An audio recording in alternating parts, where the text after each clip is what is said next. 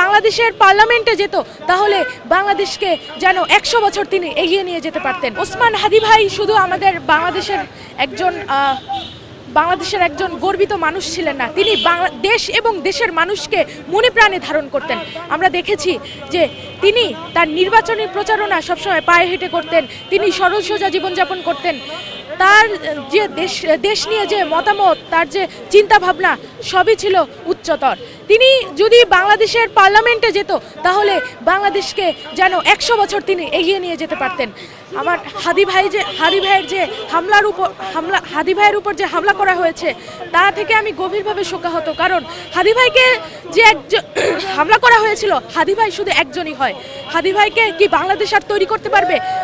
হাদী ভাইকে যেভাবে হত্যা করা হয়েছে, এরপর শোনা যাচ্ছে সেই ফয়সাল শুটার ভারতে পালিয়ে গেছে। কিভাবে ভারতে পালায়? অনেকে বলে ভারত আমাদের প্রতিবেশী, ভারত আমাদের বন্ধু রাষ্ট্র।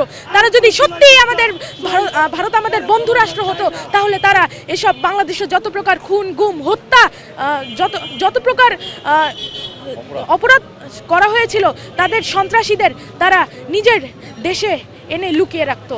তারা বাংলাদেশকে কখনোই সাহায্য করতো না। তো এই থেকে বোঝা যায় যে ভারত আমাদের বন্ধু রাষ্ট্র না।